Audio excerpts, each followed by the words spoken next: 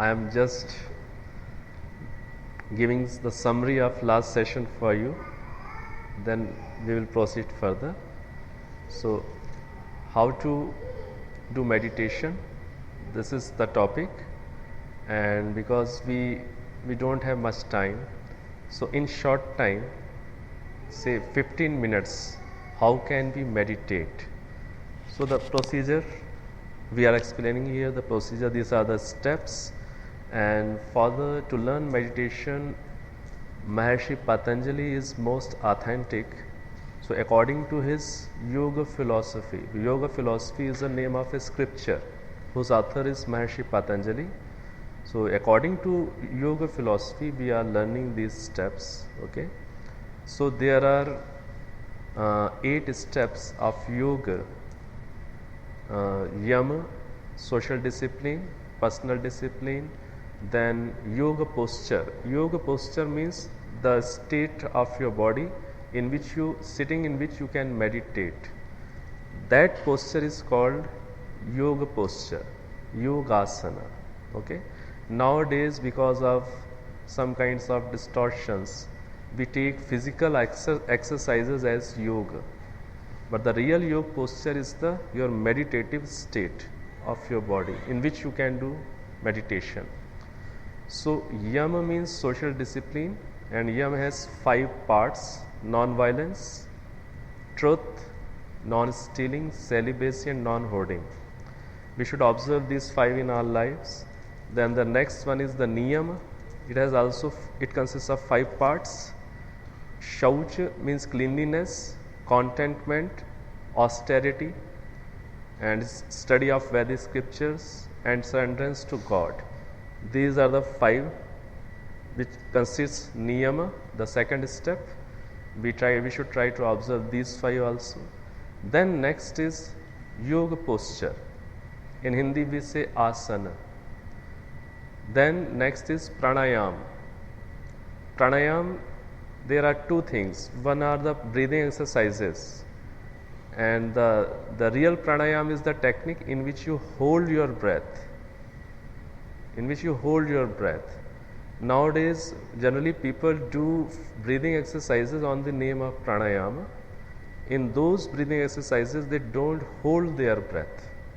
If you are doing Kapalbhati, in that procedure, we don't hold breath. In the continuation, you just makes the stroke. So holding is not there.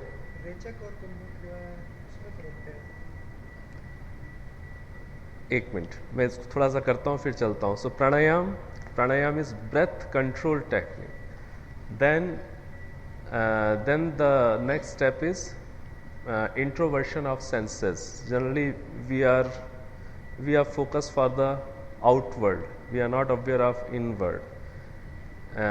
As you have so many things in the outer world, in the same way there are so many things to understand in your inner world. So the introversion of senses, we are so much engaged in the sensory objects, so we stop our senses which are flying towards those objects, then we become aware of our inner world. So as the step in which we go inside, that step is called introversion of senses. Okay, then next is concentration. You focus your mind somewhere inside your body. It may be here according to your choice, whatever place is suitable for you. So we focus our mind in that place, that is called concentration. In Hindi we say dharana. Then meditation, the place where we have focused our mind at that place, then we meditate God. Okay, then gratitude and surrender, and we give our thanks to God. Okay, so in this way, so this is the last session in short. अब हम लोग आगे चलते हैं. ठीक है, तो प्राणायाम के विषय में हम लोग बात कर रहे हैं. प्राणायाम, जब मैंने आप लोगों से पूछा तो कपालभाति, यही सब हम लोग प्राणायाम के नाम पर जानते हैं. तो मैं ये निवेदन कर रहा हूँ कि जो प्राणायाम है प्राणायाम का पहले मीनिंग समझ लीजिए। कोई भी शब्द होता है उसके अंदर ही उसका मीनिंग छुपा हुआ होता है। प्राणायाम, इसको, इस शब्द को हम ऐसे समझ सकते हैं, प्राण, आप लोगों ने हिंदी में संधि पढ़ी होगी, how to combine two words, sandhi and samas, ठीक है। So pranayama is a combination, Hindi में आता हूँ। प्राणायाम जो है, प्राणायाम दो शब्दों का कॉम्बिनेशन है, प्राण प्लस आयाम। तो प्राण प्लस आयाम, और आयाम इसको भी तोड़ सकते हैं आप, आ plus yama, simple, ayama. Pranayama, this word is combination of two words, prana plus ayama, then you can break ayama also, आ प्लस याम, ओके। और जो अब इसका हमें मीनिंग निकालना है, तो मीनिंग क्या है, मीनिंग को हम पीछे से करना शुरू करते हैं। याम, याम का क्या मीनिंग होता है, और संस्कृत लैंग्वेज के अंदर संस्कृत की ये एक स्पेशलिटी है, विशेषता है कि हर शब्द के अंदर ही उसका मीनिंग छुपा हुआ है। और संस्कृत जो लैंग्वेज है, इसके अंदर जो शब्द हैं वो कैसे बनते हैं, रूट से और सफिक्स से, धातु और प्रत्यय। ये संस्कृत में कोई भी शब्द जब फॉर्म होता है तब उसकी एक रूट होती है, और उस रूट के साथ कोई हम सफिक्स ऐड करते हैं, तब जाकर वो शब्द बनता है। तो जो याम शब्द है, याम शब्द के अंदर जो रूट है, जो धातु है, I am going in deep, what is the meaning of yama, तो वो जो रूट है उसका नाम है यमु, और वो किस मीनिंग में है, उपरमे मीनिंग है। उपरमे मीन्स होल्डिंग, हटना, रुकना, these are the meanings of that root. So the meaning of yam is rukna, रोकना, this is the meaning of yam, okay। और आगे क्या है, आ का मतलब होता है अच्छी प्रकार से रोकना। आ का क्या मीनिंग है, अच्छी प्रकार से रोकना। किसको रोकना अच्छी प्रकार से, प्राण को। तो जिस टेक्निक में प्राण को अच्छी प्रकार से रोक दिया जाता है, वो टेक्निक प्राणायाम कहलाती है। The technique in which you hold your breath for a particular duration according to your convenience, the technique in which you hold your breath, that particular technique will be regarded as pranayam only. Others are the breathing exercises. Are you getting me? ठीक है। तो जिसमें आप hold कर देते हैं, अब तो जो महर्षि पतंजलि हैं, महर्षि Patanjali is the main target of, महर्षि पतंजलि जी का जो मुख्य उद्देश्य है, वो मुख्य उद्देश्य क्या है, ध्यान, मेडिटेशन की स्टेट में जाना, उसमें गहरे जाना। तो उनका सारा का सारा जो कुछ भी है वो सारा मेडिटेशन के लिए है। उससे, प्राणायाम को करने से फिजिकल भी बेनिफिट्स होते हैं, लेकिन physical benefits these are the just the side effects. Target अभी वो नहीं है, टारगेट तो अंदर समाधि में, ट्रांस में जाना है, ठीक है। तो इसलिए जो महर्षि पतंजलि जी का प्राणायाम है उसमें होल्डिंग है, प्राणों को रोकना है। क्यों है होल्डिंग उसके अंदर, क्योंकि प्राण का और मन का आपस में गहरा रिलेशन है। प्राण का और मन का आपस में गहरा संबंध है। Mind and breath both are connected, उनका बड़ा गहरा रिलेशन है। यदि आपका मन शांत है, एकाग्र है, तो आपका जो ब्रीदिंग पैटर्न है वो अलग टाइप का होगा। और यदि आपका या मेरा मन एजिटेटेड है तो ब्रीदिंग पैटर्न चेंज हो जाएगा। जो व्यक्ति माइंड पर सीधा काम कर सकता है, एक व्यक्ति माइंड को सीधा कंट्रोल कर सकता है, सीधा शांत कर सकता है, सीधा फोकस और कंसंट्रेट कर सकता है, तो वो सीधे वहां से भी काम शुरू कर सकता है। लेकिन जो सामान्य व्यक्ति होते हैं हम जैसे, वो सीधे माइंड पर काम करना उनके लिए कठिन होता है। तो उनके लिए फिर क्या टेक्निक यूज़ होती है? उनके लिए टेक्निक यूज़ होती है कि जो प्राण की जो रिदम है उसको चेंज करो, और प्राण की रिदम को चेंज करके प्राण को रोक दो, सांस को रोक दो। जब आप सांस को रोकेंगे उस समय माइंड में जो फ्लक्चुएशंस हैं वो अपने आप कम हो जाएंगे। ये कभी आपने भी अनुभव किया होगा। अभी भी यदि आप सोचें, यदि आप सांस को रोक करके बैठ जाएंगे तो माइंड के फ्लक्चुएशंस खत्म हो जाएंगे, बहुत कम हो जाएंगे, और थोड़ा सा भी यदि लेवल ठीक होगा तो माइंड भी स्टॉप हो जाएगा, साइलेंस के मोड पर चले जाएगा, ठीक है, साइलेंट हो जाएगा। तो जो रियल प्राणायाम है जो मेडिटेशन के लिए किया जाता है वो प्राणायाम, उसमें सांस को होल्ड किया जाता है, क्योंकि उससे हम अपने माइंड पर काम करते हैं। समझ रहे हैं? आज जो प्राणायाम है वो इस चीज़ को तो लगभग हट गया दिमाग, ये चीज़ हम भूल गए, और आज प्राणायाम के नाम पर प्राणायाम ब्रीदिंग एक्सरसाइजेस हम करते हैं, और उन एक्सरसाइजेस को करने का हमारा मेन टारगेट क्या होता है? Physical health. फिजिकल हेल्थ ही हमारा टारगेट होता है, जबकि जो रियल प्राणायाम है वो आपको मेडिटेशन आप में डीप ले करके जाता है। ठीक है, ये पॉइंट था जो मैं आपसे कहना चाह रहा था। तो जो प्राणायाम है अकॉर्डिंग टू वैदिक tradition, this kapalbhati, anulom vilom, this is not the वैदिक ट्रेडिशन, दिस इज द हठ योग्स tradition. And Maharshi Dayanand Saraswati in third Samullasa, he described the whole literature which is Vedic or non-Vedic। उन्होंने पूरा कैटेगराइज कर दिया कौन से ग्रंथ वैदिक हैं, कौन से ग्रंथ नॉन वैदिक हैं, अवैदिक हैं।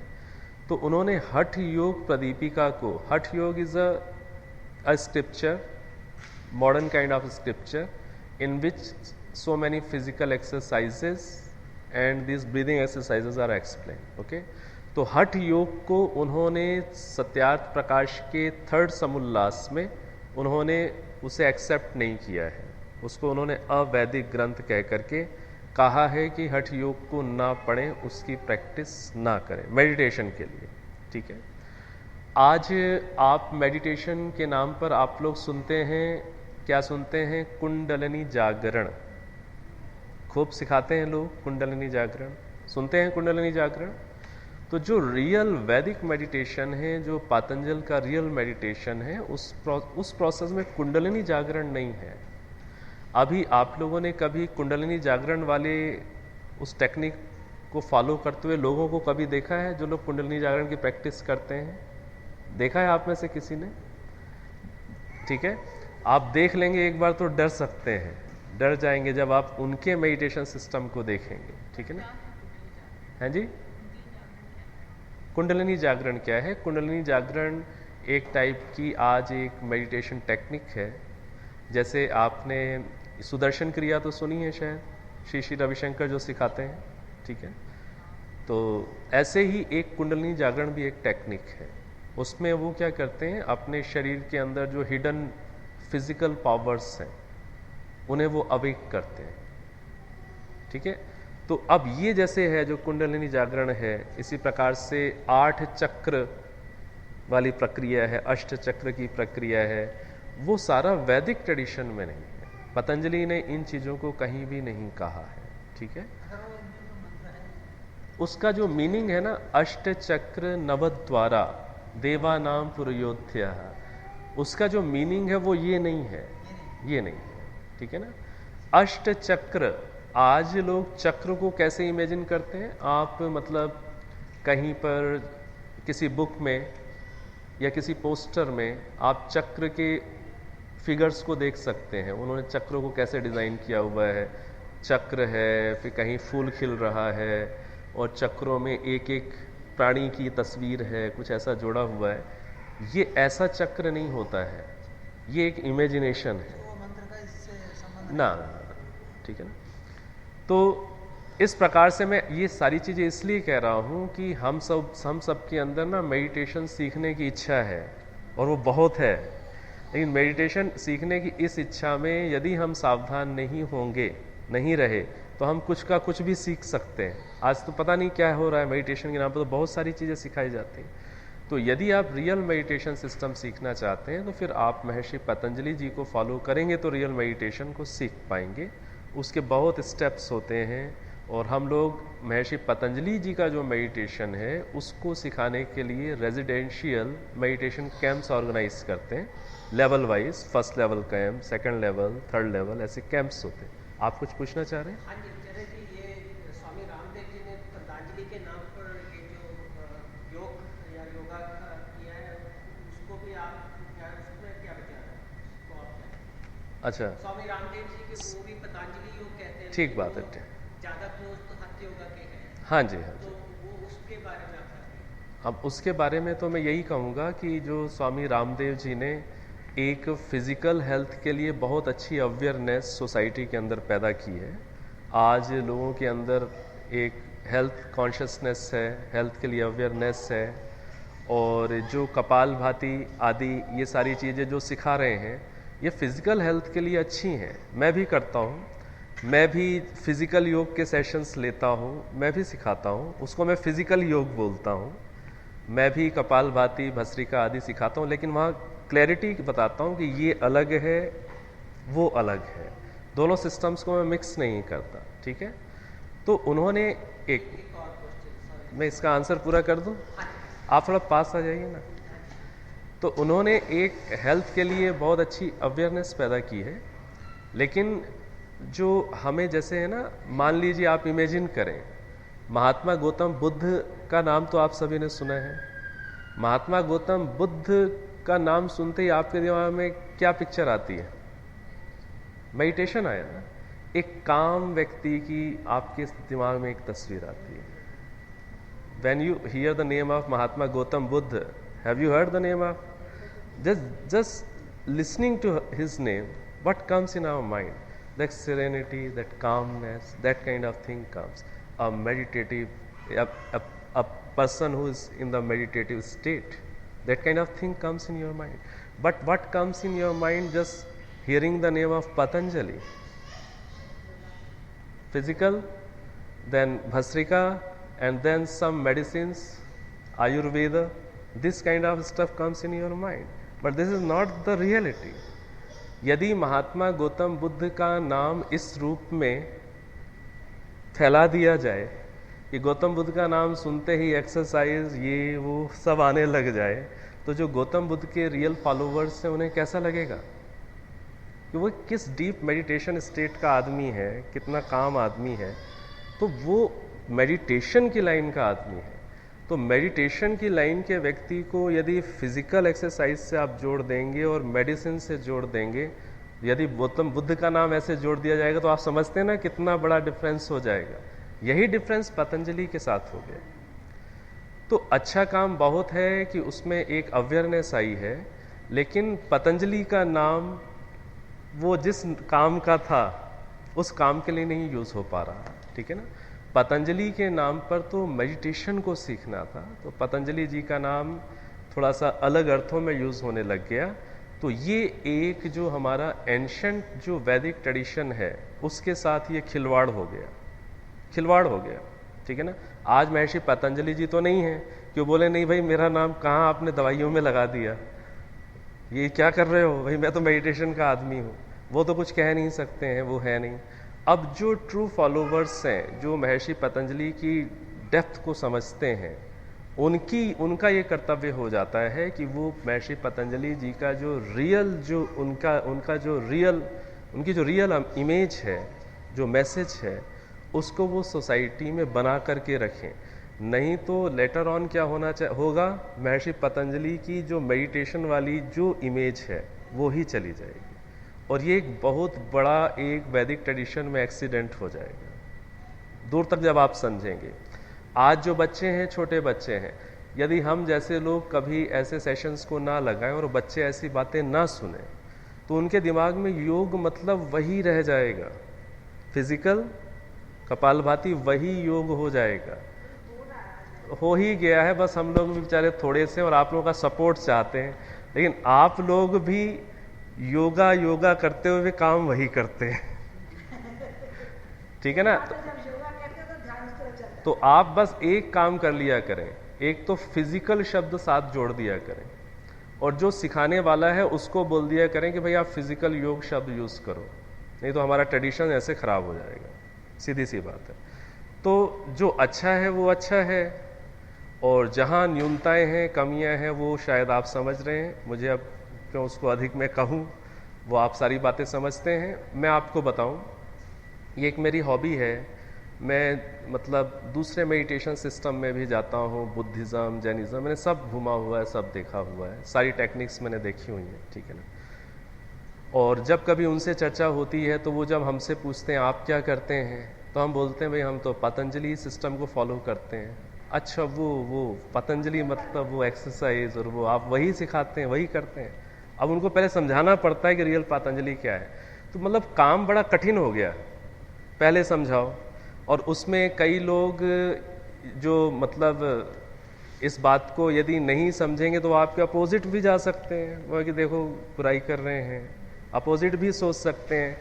तो हमारा काम बढ़ जाता है। पहले तो हम ठीक बात समझाएं, पहले उन्हें कन्विंस करें, आधा सेशन तो उसी में चला जाता है, उसके बाद फिर रियलिटी को समझाना शुरू करें। तो ये बात हो गई है। अब जैसे ईश्वर का जो स्वरूप है, किसी की भी इमेज को यदि आप बदल देंगे तो वो गलत हो जाएगा। जैसे पतंजलि जी की जो इमेज है उसको मैं बदल दूंगा तो ये गलत हो गया। इसी प्रकार से ईश्वर की इमेज को बदल दूंगा तो गलत हो जाएगा। तो ये जो गलत होता है ये पुण्य कहलाता है कि पाप कहलाता है, ये तो निर्धारण आप ही करिएगा, ठीक है।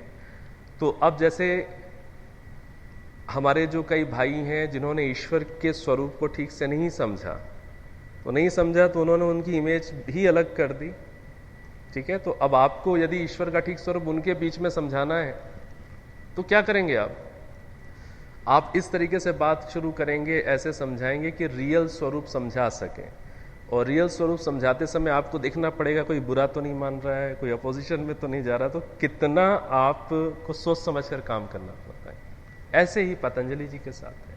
तो आचार्य जी एक प्रश्न है, तो आपने अगर आप 2 मिनट देंगे इसी के ऊपर, तो आपने अभी बताया कि वेद में जो है पतंजलि ही means more of a meditation, right? Whole total meditation. तो स्पिरिचुअल वेलनेस से पहले तो आपको फिजिकल वेलनेस आई। अगर मेरे को कुछ दुख रहा है तो I won't be able to meditate. You are right. तो वेद में उसका क्या प्रावधान है? How do you maintain physical wellness? तो जो फिजिकल जो मेंटेनेंस है उसके लिए जिसे कहते हैं, जैसे अथर्ववेद है, अथर्ववेद के अंदर 114 हिम्स फिजिकल अवेयरनेस के लिए डिवोटेड है। फिजिक्स से रिलेटेड आपको कोई समस्या है उसके लिए 114 मंत्र हैं, स्पेशल मंत्र। उसमें मान लीजिए किसी को ब्रीदिंग से रिलेटेड कोई प्रॉब्लम है, ट्यूबरक्लोसिस है, कोई भी इस टाइप के सिम्टम्स हैं, तो उसकी मेडिसिन्स, ये सारे प्रिकॉशंस अथर्ववेद में मेनली हेल्थ के लिए बहुत कुछ है। तो हम हेल्थ को वहाँ से पकड़ सकते हैं, वहाँ से उन चीज़ों को यूज़ कर सकते हैं। लेकिन जो योग शब्द है, योग वैदिक ट्रेडिशन में कहीं पर भी फिजिकल एक्सरसाइज के लिए नहीं आ रहा, ना वेद में आ रहा है, वेद में भी नहीं आ रहा, ना हमारे एंशिएंट स्क्रिप्चर्स में, ऋषियों के स्क्रिप्चर्स में आ रहा है। ये तो हठ योग से शुरू हो गया फिजिकल सेंस। हमारे जो मेडिटेशन है, हमारे इसमें पतंजलि के मेडिटेशन सिस्टम में जो फिजिकल चीज़ आई है वो केवल योग पोस्चर आया। और योग पोस्चर मतलब जिसमें आप बैठे हो, इससे आगे कुछ नहीं। इसके आगे तो बहुत कुछ है सीखने के लिए। जो समाधियाँ होती हैं, समाधियाँ कई टाइप की होती हैं। अभी तो क्या होता है ना कि हम समाधि शब्द सुनते हैं तो समाधि शब्द सुनकर के आपके दिमाग में बस ये आता है कि वो जिसमें ईश्वर का साक्षात्कार होता है। ऐसा नहीं, समाधि के कई लेवल्स हैं। अब आप लोगों को वो नाम भी नहीं पता होंगे। अभी तो आपको 4 प्राणायामों के नाम भी ठीक से नहीं पता होंगे, जबकि आप सोचते हैं कि आप पतंजलि को फॉलो कर रहे हैं। जो 4 प्राणायाम हैं उनके नाम क्या है, मेरे साथ बोलिए। बाह्य प्राणायाम, ये आपने सुना होगा। दूसरा नाम क्या है, आभ्यंतर प्राणायाम, ये भी सुना होगा। अब इसके आगे नहीं सुना आपने। तो बाह्य प्राणायाम, आभ्यंतर प्राणायाम। तीसरा है स्तंभ वृत्ति प्राणायाम, सुना है? ठीक है, स्तंभ वृत्ति प्राणायाम। चौथा प्राणायाम क्या होता है, बाह्य आभ्यंतर विषयाक्षेपी प्राणायाम सुना है?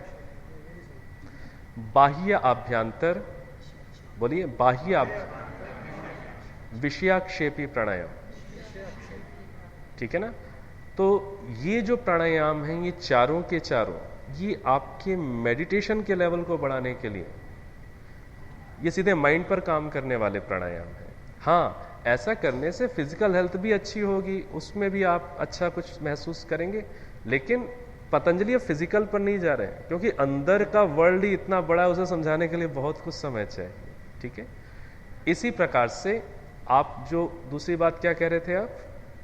मतलब जैसे जितने भी आसन हैं, चाहे आप हड्डियों के ले लें, हाँ जी, अनुलोम विलोम है, I think they have some importance, right? नहीं, देखो, सबसे पहले तो आपको अपनी फिजिकल हेल्थ ठीक करनी पड़ेगी, और फिजिकल हेल्थ ठीक किए बगैर आगे का थोड़ी सी दिक्कत है। तो फिजिकल हेल्थ ठीक करने के लिए तो ठीक है, हम एक्सरसाइज करें, आप आसन करें, ब्रीदिंग एक्सरसाइजेस करें, आप एरोबिक करें, जॉगिंग करें, पीटी करें, साइकिलिंग करें, कुछ करें, बहुत सारी चीज़ें। लेकिन इन सारी फिजिकल एक्सरसाइजेस में जो ये फिजिकल योग है, ये आपकी मसल्स के अंदर फ्लेक्सिबिलिटी भी लाता है और कामनेस भी लाता है, उसमें हेल्प करता है। लेकिन इसको हम पतंजलि का ना कहें, बस ये बात समझाई जा रही है, ठीक? शब्द की उत्पत्ति तो तीसरे उस पर अष्टांग योग के अंतर्गत पतंजलि जी ने महत्व दिया है ना। बिल्कुल बिल्कुल। यम नियम फिर आसन, आसन के बाद प्राणायाम की अवस्था पैदा करते हैं, तो उस अवस्था में जहाँ तक, हाँ, तो जो आसन है, अब देखिए, आपको यदि महर्षि पतंजलि जी को समझना है तो महर्षि पतंजलि में आपको थोड़ा सा इंट्रोडक्शन दे देता हूँ। योग फिलॉसफी है क्या, योग दर्शन, ये एक ग्रंथ है। जैसे सत्यार्थ प्रकाश एक ग्रंथ है, ऐसे ही योग दर्शन एक ग्रंथ है। जैसे सत्यार्थ प्रकाश में कितने समुल्लास हैं? 14। ऐसे योग दर्शन के अंदर टोटल नंबर ऑफ सूत्र समझते हैं, ये कितने हैं? 195 सूत्र हैं। 195 सूत्र हैं योग दर्शन के अंदर। इन 195 सूत्रों को 4 भागों में बांटा हुआ है। तो पहला जो चैप्टर है योग दर्शन का, उसका नाम है समाधि पाद। क्या नाम है, बोलिए? इस समाधि पाद के अंदर 51 सूत्र हैं। दूसरा जो चैप्टर है उसका नाम है साधन पाद, इसमें 55 सूत्र हैं। तीसरा जो चैप्टर है उसका नाम है विभूति पाद, उसमें 34 सूत्र हैं। जो चौथा चैप्टर है उसका नाम है कैवल्य पाद, उसमें 55 सूत्र हैं, ठीक है? तो ये जो सूत्र हैं, इन सूत्रों के अंदर पहली चीज तो डिफरेंट लेवल की समाधियां क्या क्या हैं, और उन डिफरेंट लेवल की समाधियों को कैसे प्राप्त करना होता है, और उन समाधियों से गुजरते हुए कौन कौन सी सिद्धियां मिलती हैं, किस किस टाइप की पावर आपके अंदर जनरेट होती है। और जैसे आज मॉर्निंग के सेशन में बात चली थी ना, दुख का कारण, cause and effect rule. If you understand the cause of your miseries, then only you can go beyond of your miseries. By eradicating, by just burning the impurities which are the causes of our misery, then only we can go beyond our miseries. तो वो miseries के जो causes हैं वो कितने type के हैं, वो अभी आपको causes भी नहीं पता होंगे। पतंजलि को हम सोचते हैं फॉलो करें ना, causes कितने टाइप के हैं, उन कॉजेज को समझकर उन्हें इरेडिकेट कैसे करना है थ्रू मेडिटेशन। बहुत बड़ा सिस्टम है, उसको समझना इन डीप, पहले समझना फिर प्रैक्टिस करना, वो बहुत बड़ा सिस्टम है। तो अब उसमें क्या है कि ये जो 195 जो हिम्स हैं, जो सूत्र हैं, इनमें हर चीज को एक्सप्लेन किया है। जैसे आसन को समझाने वाला सूत्र है, वो सूत्र क्या है? स्थिर सुखम आसनम, ये डिफाइन कर दिया। What is yoga posture? The yoga posture is that posture in which your body is sthir, your body is stable, and sukham and in comfort. That physical posture where you feel comfortable and where you are stable, that particular posture is योगासन. अब योगासन में कितने type से आपकी body comfortness में आ सकती है, उसमें जो कमेंट्री है महर्षि व्यास की, उस व्यास की कमेंट्री में फिर उन्होंने आसन बताए हैं कितने टाइप के आसन हो सकते हैं. वो सारे के सारे आसन कैसे हैं? मेडिटेटिव आसन हैं. आप ऐसे बैठ जाओ, आप पाँव को ऐसे बैठ जाओ, ऐसे बैठ जाओ, ऐसे बैठ जाओ. उन सब का पर्पस क्या है? मेडिटेशन. ये नहीं है कि सिर के ऊपर खड़े हो जाओ, जो शीर्षासन है वो नहीं लिखा हुआ उसके अंदर. वज्रासन लिखा हुआ है. वज्रासन समझते हैं? खाना खाने के बाद जिस पर बैठते हैं, ये वज्रासन. इसमें मेडिटेशन हो सकता है, ये लिखा हुआ है. शीर्षासन नहीं लिखा हुआ. पश्चिमोत्तानासन नहीं लिखा हुआ. पश्चिमोत्तानासन क्या होता है? पाँव को सीधे करके सिर को घुटने में लगाना. कठिन होता है कि सरल होता है? वो सिर को घुटने में लगा करके वहां बैठेंगे तो मेडिटेशन करेंगे कि क्या करेंगे?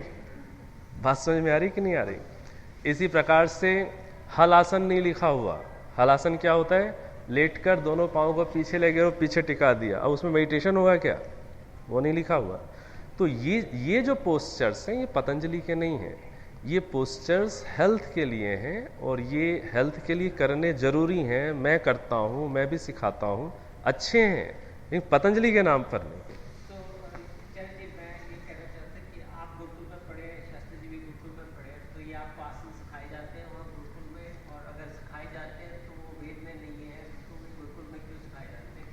किस पर्पस के लिए? देखिए, अच्छा क्वेश्चन है. देखिए उसमें क्या है, गुरुकुल में पढ़ने वाले जो भी लोग होते हैं ना, उनको सबको ये जो फिजिकल जो योग है सब उसको अच्छी प्रकार से सीखते हैं, वही करते हैं. हम लोगों के तो रूटीन में रहती है वो चीज़.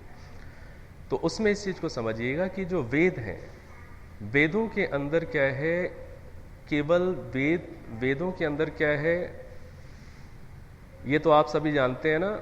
The divine knowledge of Vedas was revealed in the beginning of human civilization in the hearts of four rishis by Almighty. आप सब इस बात को समझते हैं? And the divine knowledge of Ved is consist of both physical as well as spiritual sciences.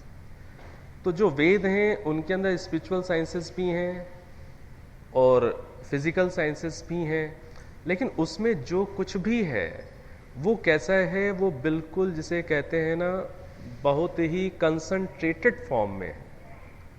वहाँ यदि meditation भी है तो वो बहुत ही जिसे कहते हैं सूक्ष्म रूप में है, कंसंट्रेटेड फॉर्म में है. उस इतने कंसंट्रेटेड फॉर्म में है कि एक सामान्य व्यक्ति सीधा वहाँ से नहीं समझ सकता. जो फिजिकल हेल्थ की बातें हैं वो भी बड़ी कंसंट्रेटेड फॉर्म में है, तो वो सब व्यक्ति सीधा नहीं समझ सकते. इसलिए जो समझ सकते हैं, किन्होंने समझा वेदों को? ऋषियों ने समझा. तो फिर ऋषियों ने खोलकर फिर उन्होंने जो स्पिरिचुअल साइंस है या फिजिकल साइंस है उन्हें खोलकर फिर आगे के स्क्रिप्चर्स में एक्सप्लेन किया, क्योंकि उन्हें पता है भाई हमारे जैसे लोग सीधे नहीं समझ सकते. तो जो हेल्थ से रिलेटेड है, हेल्थ से रिलेटेड पूरा सिस्टम आयुर्वेद में एक्सप्लेन कर दिया ना. और आयुर्वेद के अंदर भी हेल्थ को सपोर्ट करने वाले कुछ पोस्चर्स, कुछ संकेत कर दिए, कुछ बता दिए, और उसके साथ साथ खान पान ये वो सब. लेकिन उनकी रूट कहाँ पर है? रूट वेद में है. अब आप सोचें कि वेद के अंदर सारा एक्सप्लेनेशन मिले नहीं, वो बड़े सटल फॉर्म में है, उसको फिर ऋषियों ने आगे खोल दिया. तो हेल्थ से रिलेटेड यदि कॉन्शियसनेस चाहिए तो फिर आयुर्वेद में जाइए. ठीक है, वहाँ पर भी आपको फिजिकल पोस्चर्स कुछ मिलेंगे. वहाँ पर आपको जैसे कहते हैं आयुर्वेद के अंदर पर्टिकुलर पॉइंट्स मिलेंगे. 100 पॉइंट्स एक्सप्लेन्ड हैं. बॉडी के अंदर 100 स्पेशल पॉइंट्स होते हैं. अब ये जो एक्यूप्रेशर है, एक्यूपेंचर है, इसके रूट में जाएंगे, ये सब आयुर्वेदा से ही डेवलप्ड है. तो 101 पॉइंट्स हैं कि इस पॉइंट्स पर, अब आज का जो एक्यूप्रेशर है वो सारे उन पॉइंट्स को भी कवर नहीं करता, क्योंकि आयुर्वेद में उतनी गहराई लोगों की नहीं है. ये जैसे पॉइंट है, यहाँ पर पॉइंट है, बहुत सारे पॉइंट्स हैं, ये पॉइंट्स हैं, बहुत सारे पॉइंट्स हैं. और इतने पॉइंट्स उसमें बताए गए हैं कि किसी को यदि बेहोश करना है तो कौन से हाथ पॉइंट में रखकर प्रेस करना है कि आदमी बेहोश हो जाएगा. ठीक है, आप जानते हैं ये सब? ये एनेस्थीसिया डॉक्टर। अच्छा, आप एनेस्थीसिया देते हैं, एक्यूपंक्चर, तो पॉइंट्स होते हैं ना शरीर के अंदर, वो पता है। तो आयुर्वेद के अंदर फिजिकल अवेयरनेस आयुर्वेद, ठीक है। हाँ, पतंजलि नहीं बात कर रहे, पतंजलि वो मेडिटेशन सिखा रहे हैं तो उनको वहां सीखिए। तो फिजिकल अवेयरनेस वेद के अनुसार समझनी है तो फिर हम आयुर्वेद में जाएंगे, ठीक है। मेरे विचार से काफी हो गया इस पर। अब क्या है, ये प्राणायाम वाला पॉइंट हो गया हमारा। कौन सा, ये चारों करने चाहिए? नहीं नहीं नहीं नहीं, उसमें क्या है ना, स्टार्टिंग में अभी आप बाह्य प्राणायाम शुरू करें।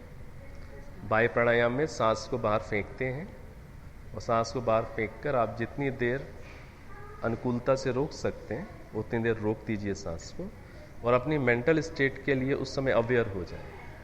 सांस रुकी हुई है और मेंटल स्टेट को वॉच करिए, और जब आपको लगे कि इससे अधिक आप नहीं रोक सकते हैं तो जर्कलेसली, बिना झटका लगाए स्मूथली वापस लेना है। कई बार लोग इतना रोक देते हैं कि वे झटका लेकर वापस खींचते हैं, वो गलत स्टेप हो जाता है, ठीक है। तो आपने सांस बाहर फेंकी, फेंक कर जितनी देर रोक सकते हैं रोक दिया, मेंटल स्टेट को वॉच किया और स्मूथली वापस लेना। ये जो वापस लिया, ये जो फेंका और फिर वापस लिया, ये एक साइकिल हो गया। धन्यवाद जी। ये जो साइकिल हुआ इसे एक बाह्य प्राणायाम कहते हैं। और एक बाह्य प्राणायाम करने के बाद जो बिगिनर हैं उन्हें 2-3 सिंपल नॉर्मल ब्रेथ ले लेनी चाहिए, ठीक है। और धीरे धीरे प्रैक्टिस से आपका ऐसा हो सकता है कि आप इन कंटिन्यूएशन आप 2-3-4 प्राणायाम इकट्ठे कर लें। लेकिन स्टार्टिंग में यदि आपको दिक्कत महसूस हो तो एक बाह्य प्राणायाम किया, फिर 2-3 नॉर्मल ब्रेथ ली, फिर सांस भरी, फिर बाहर फेंकी, फिर रोक दिया। मेंटल स्टेट के लिए अवेयर हुए आप, जितना रोक सकते हैं उतना ही रोकिए और उसके बाद स्मूथली अंदर भरना है। प्राणायाम को करते समय ना उस कंपटीशन में कभी भी नहीं जाना चाहिए कि मैं दूसरे से कंपटीशन करूं कि मैं 15 सेकंड रोकता हूं तो दूसरा 30 सेकंड रोकता है कि 1 सेकंड। लोग इसमें तो बड़ा चक्कर है, ये प्राणायाम नहीं होता, फिर वो गड़बड़ शुरू हो जाती है। इसी प्रकार से लोग जब ओम बोलते हैं सांस भरने के बाद, उसमें भी कंपटीशन कई बार करने लग जाते हैं, कौन लंबा देर तक बोलता है। होता है नहीं, अंदर पता नहीं इतने साइकोलॉजिकल गेम्स चलते हैं। कोई व्यक्ति सुबह जल्दी उठ जाए तो वो अपने आप को सुपीरियर मानने लग जाता है कि मैं सुबह जल्दी उठ गया, मेरा ब्रश पहले हो गया, मैं नहा लिया। इतने में आदमी सुपीरियरिटी कॉम्प्लेक्स का शिकार हो जाता है। तो उसमें क्या करना है, उसके अंदर इस प्रकार से बाह्य प्राणायाम के साइकिल्स आप कर सकते हैं। स्टार्टिंग आप 3 प्राणायाम से करें और फिर धीरे धीरे जैसे हम अपनी एक्सरसाइज बढ़ाते हैं ना, जैसे वेट लिफ्टर वेट बढ़ाता है, इसी प्रकार से 3-4 प्राणायाम आपने 2-4-5 दिन किए, फिर 2 प्राणायाम बढ़ा लिए, फिर 3 प्राणायाम ऐसे आगे बढ़ा लिए। ऐसे करके मैक्सिमम, ऋषि दयानंद ने लिखा है मैक्सिमम 21 से अधिक प्राणायाम नहीं करना, 21। उसमें भी यदि किसी को लगता है नहीं मेरे अंदर और कैपेसिटी है तो प्राणायाम की संख्या नहीं बढ़ानी, उसकी ड्यूरेशन को बढ़ाना, होल्डिंग की ड्यूरेशन। क्योंकि जो होल्डिंग की ड्यूरेशन है वो माइंड पर काम कर रही है, उस पर काम करना, अधिक संख्या पर काम नहीं करना होता। फिर ये हो गया कंसंट्रेशन, मेडिटेशन, ये सारा हो गया। हाँ जी, बाह्य प्राणायाम, बाह्य अभ्यंतर, बस अभी अधिक से अधिक, हाँ इसी क्रम से। ये होने के बाद, प्रैक्टिस होने के बाद ये करना, और चारों नहीं, चारों तो कर ही नहीं सकते हैं। जो बाह्य अभ्यंतर विषयक्षेपी है, जो चौथा प्राणायाम, वो तो बहुत कठिन होता है। वो तो जिसकी मास्टरी पहले बाह्य और अभ्यंतर प्राणायाम में हो चुकी होगी वही चौथा कर पाता है। तो अभी बस स्टार्टिंग में बाह्य प्राणायाम का अभ्यास करें, और जब आपको लगे कि मैंने 2-3 महीने अभ्यास कर लिया है फिर अभ्यंतर करना शुरू कर लीजिए। फिर दोनों को भी कर सकते हैं, ठीक है। चलिए, तो अभ्यंतर प्राणायाम क्या होता है? अभ्यंतर प्राणायाम में सांस को अंदर भरते हैं और सांस को अंदर भर के अंदर ही आप जितनी देर रोक सकते हैं उतनी देर रोकते हैं, और जब आपको लगे कि अब मुझे घबराहट होने लगी है फिर धीरे धीरे एक्सेल करते हैं। बिल्कुल उल्टा है। लेकिन जो अभ्यंतर प्राणायाम है उसको करने से पहले डीप ब्रीदिंग सीखनी पड़ती है। डीप ब्रीदिंग के 3 स्टेप्स होते हैं। उनको सीखने पर फिर अभ्यंतर प्राणायाम ठीक होता है। वो अभी आप लोग केवल अभी बाह्य प्राणायाम ही शुरू करें, और यदि अभ्यंतर प्राणायाम करने की इच्छा होती भी है तो अभी अधिक अंदर होल्ड मत करिएगा। अंदर सांस भरी, थोड़ा सा होल्ड करिए, फिर छोड़ दीजिए। जिसमें हम लोग ये इसको रोकते हैं, सांस लेते हैं, फिर रोकते हैं, फिर दूसरे पे निकालते हैं, वो क्या होता है? वो अनुलोम उसको विलोम। ऋषि दयानंद स्वीकार नहीं किया। ये स्वामी जी आर्ष पद्धति से, एक आर्ष पद्धति, एक अनार्ष पद्धति, जो अभी जो विकसित है, जो फैली हुई है, वो अनार्ष पद्धति, अनुलोम विलोम। जो ऋषियों की पद्धति है, ऋषियों की पद्धति में महर्षि दयानंद सरस्वती जी ने तो सीधे उंगली से पकड़ने का मना किया हुआ है, ठीक है ना। लेकिन उंगली से करना कोई गलत नहीं, जब आप केवल फिजिकल लेवल को टारगेट करते हैं। देखिए मैं आपको बताऊं, मेडिटेशन करने वाला व्यक्ति ना बगैर उंगली से पकड़े इधर से लेगा, इधर से निकाल देगा, इधर से लेगा, इधर से निकाल, बगैर उंगली से पकड़े, ठीक है। और क्या होता है कि आप जैसे ही मेंटल फोकस इस साइड रखेंगे तो इधर से इस ट्रैक से चलनी शुरू हो जाएगी सांस, इधर स्विच करेंगे तो इधर से चलनी शुरू हो जाएगी। तो जो मेडिटेशन में जिनकी फोकसिंग अच्छी होती है उनको उंगली से भी पकड़ने की जरूरत नहीं होती। हाँ, नए हैं उनके लिए हो सकता है। चलिए अब ये हो गया जो भी हुआ, ठीक है। हाँ, कुछ कहना है? इंट्रोवर्शन ऑफ सेंसेस मतलब प्रत्याहार, इसको अभी इस 15 मिनट वाले मेडिटेशन के लेवल पर हम लोग कैसे सिखाते हैं। देखिए इस चीज को समझिए, जो सेंसेस हैं वो सेंसेस अपने सेंसरी ऑब्जेक्ट्स के लिए हम हमेशा उस ओर उन्हें भेजते रहते हैं। इस स्टेप में हम लोग कैसे बताते हैं कि आप आंखें बंद आपकी होंगी ही, प्राणायाम हो चुका है, आंखें बंद हैं।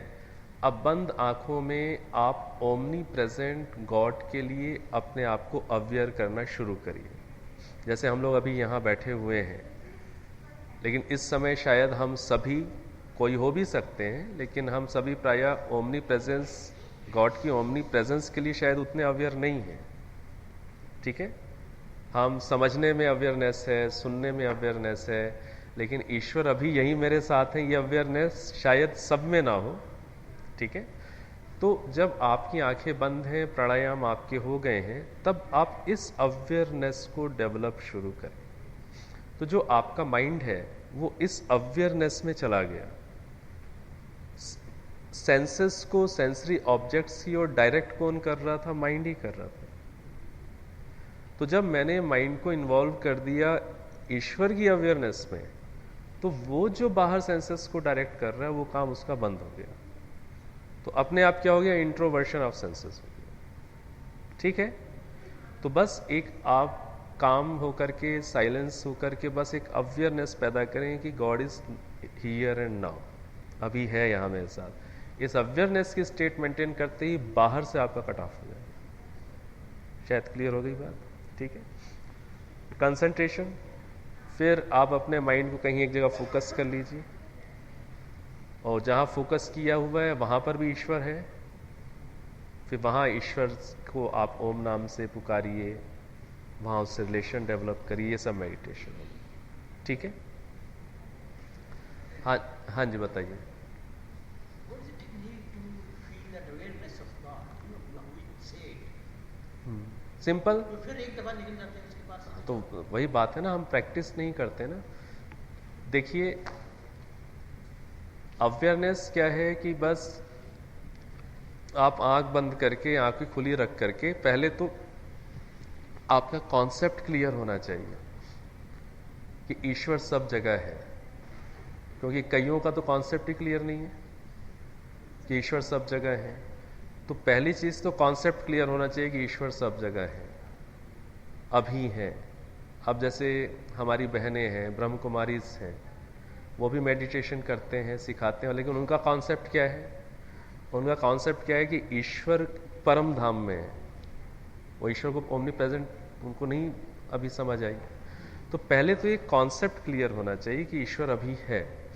ये जो कॉन्सेप्ट क्लियर है, तो इस पर आपका एक कंटेम्पलेशन होना चाहिए अपना अब उस कंटेम्पलेशन को जो आपने किया हुआ है, उसको जब उसके आधार पर ना आपके अंदर एक अंडरस्टैंडिंग पैदा होती है, यहाँ ठीक बात है, ईश्वर अभी यहाँ है।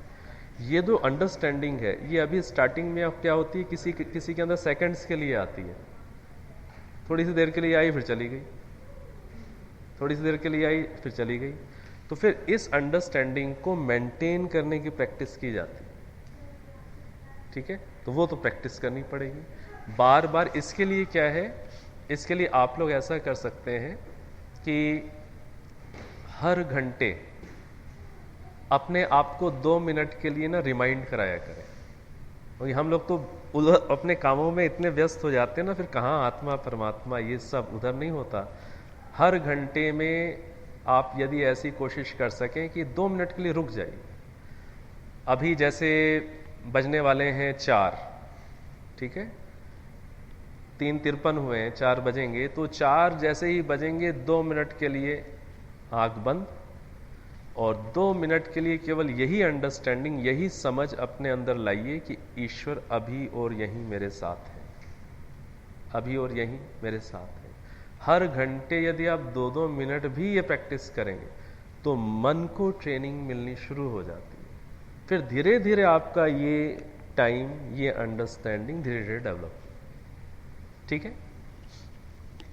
अच्छा, तो हाँ जी बताइए। सर जी एक प्रश्न है, आपने नियम के जब बात करें तो आपने संतोष की बात की, तो अगर सब लोग संतोषी हो जाएंगे तो संसार में प्रगति होनी बंद हो जाएगी। बिकॉज अब हाव ही जो है, जितनी भी इन्वेंशन होती हैं वो just because you are not satisfied with something, right, that's why something was invented.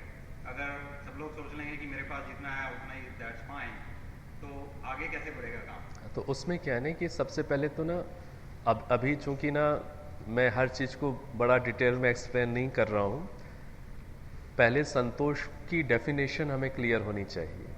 संतोष का मीनिंग क्या होता है? संतोष का मीनिंग ये होता है कि मेहनत करने के बाद, पहले तो बिना मेहनत किए संतोष तो जो है वो कुछ गलत है। मेहनत करने के बाद, मैंने एग्जामिनेशन में अच्छे नंबर लाने के लिए पूरी मेहनत की, और मेहनत पूरी करने के बाद अब जब रिजल्ट आया तो जो मैंने सोचे थे भाई मेरे कम से कम 95% तो आएंगे, अब 95% नहीं आए 89%, ठीक है। और बाद में चेक किया तो भाई ठीक है, इतनी गड़बड़े में कराया था कि 89 ही आने थे। तो मेहनत करने के बाद अब जो हाथ में आया, रिजल्ट हाथ में आया, अब रिजल्ट हाथ में आया ना, अब इस प्रेजेंट टाइम में, प्रेजेंट में अब अपने आप को आप इरिटेट मत करो। लेकिन मेरे 89 आए, टारगेट 95 96 का था, अब मैं कहाँ लैग कर गया, कहाँ गड़बड़ हो गई, उसको आप एनालाइज करिए और फ्यूचर के लिए टारगेट बना करके मेहनत की बात सोचिए, ठीक है। लेकिन प्रेजेंट में 89 आए हैं तो जस्ट एक्सेप्ट 89। प्रेजेंट में स्ट्रगल नहीं करो कि 96 क्यों नहीं है, हाय 96 क्यों नहीं, मैं सुसाइड कर लूं। तो प्रेजेंट में जो मिला इस समय हाथ में है उसमें be contented, but it doesn't mean that you don't plan for your future, ठीक है। हाँ जी, नेक्स्ट टॉपिक शुरू करें। इसी में एक बात और है, हाँ जी। पहले आप sorry to interrupt you, I am going back. जो यम, पार्डन, याद है ना, यम, उसका जो कुछ पार्ट है उसको क्रॉस करना बड़ा डिफिकल्ट हो जाता है। जरा जस्ट एनालाइज योरसेल्फ, उस सत्य पे ही हम वही उसी स्टेप पे खड़े हैं। देखो आज हमने देखा तो मैंने दिन में कितना सच बोला, कितना झूठ बोला, वो सत्य के ऊपर ही पैर आ ही नहीं जा रहा मेरे, तो बात बोल गया। तो to overcome that step what do you do? हाँ, पहली चीज क्या है, देखिए ये चीजें जो आगे के स्टेप्स हैं और जो पिछले स्टेप्स हैं, ये सब इंटरडिपेंडेंट हैं। कई बार लोगों के अंदर, कई बार लोग ऐसे भी कॉन्सेप्ट वाले मिल जाते हैं कि नहीं, जब तक पहले मेरी अहिंसा सॉलिड नहीं होगी तब तक मैं मेडिटेशन नहीं जाऊंगा, तब तक मैं प्राणायाम नहीं करूंगा, क्योंकि तो आगे का स्टेप है। जबकि ये क्या है, ये सारे के सारे इंटरडिपेंडेंट हैं। आप अपनी ओर से तो आप और हम कोशिश कर रहे हैं सत्य बोलने की, लेकिन हमारा माइंड का जो हैबिट पैटर्न है वो बर्थ बाई बर्थ इतना स्ट्रांग बना हुआ है और माइंड ऐसा कंडीशन हुआ है कि जैसे ही मौका मिले व्यक्ति काम निकालने के लिए गड़बड़ कर सकता है, मतलब छोटी सी चीज़ों में गड़बड़ हो जाती है। ठीक है, तो उसके लिए यही है कि इसके लिए एक बहुत सारी ज़रूरी चीज़ क्या होती है, जैसे मेडिटेशन ज़रूरी होता है ऐसे ही इंट्रोस्पेक्शन भी बहुत ज़रूरी है। इसमें नहीं है, ये इंट्रोवर्शन ऑफ सेंसेस है, ये मेडिटेशन का मेथड है। ऐसे ही क्या करते हैं, एक होता है इंट्रोस्पेक्शन। इंट्रोस्पेक्शन मतलब आंखें बंद करके अपने आप को एनालाइज करना, जो इवेल्युएशन की बात जो आई थी स्टार्टिंग के अंदर, कि आज फिजिकल लेवल पर मैं अपने आप को कितना मैंने ठीक रखा है, वर्बल लेवल पर मेरा क्या, मेरी मेंटल क्या स्टेट रही वर्बल लेवल पर, और मेंटल स्टेट मेरी कैसी रही। इसको पूरा इवेल्युएशन, जैसे कि एक बिजनेसमैन इवेल्युएट करता है ना कि आज कितना प्रॉफिट हुआ, कितना लॉस हो गया, प्रॉफिट लॉस स्टेट, पूरा उसको इवेल्युएट करना, इसको इंट्रोस्पेक्शन कहते हैं। तो ये भी अलग से बैठकर इसको भी करना होता है।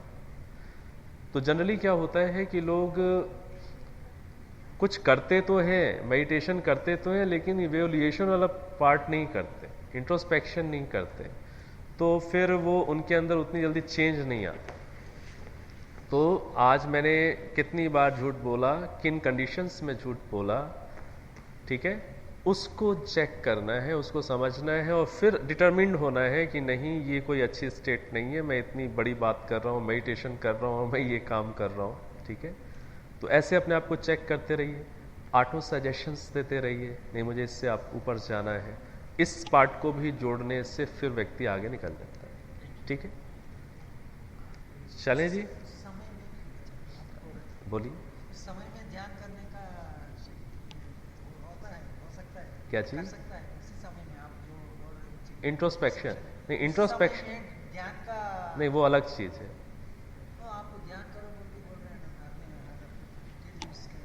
हाँ, वो बिना उसको अचीव करके किसको है? नहीं नहीं, ये अलग, नहीं, इंट्रोस्पेक्शन नहीं, प्रत्याहार इज डिफरेंट, ये इंट्रोवर्शन ऑफ सेंसेस है। I am talking about now introspection. No, in these points, introspection is not there. That is different. That's why I am telling that we should devote some extra time for the introspection. While practicing, not this, not this. That's separate. Apart from this, at the time when we go to the bed at night, before sleeping, just introspect your whole day. पूरा दिन आज कैसा गुजरा, क्या किया, बातचीत में किससे ऊंचा बोल गया, कितनी बार इरिटेट हो गया, कितनी बार मैंने चिंता की, कितनी बार टेंशन में गया। The evaluation when you go to the bed before sleeping, just analyse everything and it will help you and you will be able to know that how I performed. So this calculation, it helps you to grow and it helps you to meditate also. ठीक है।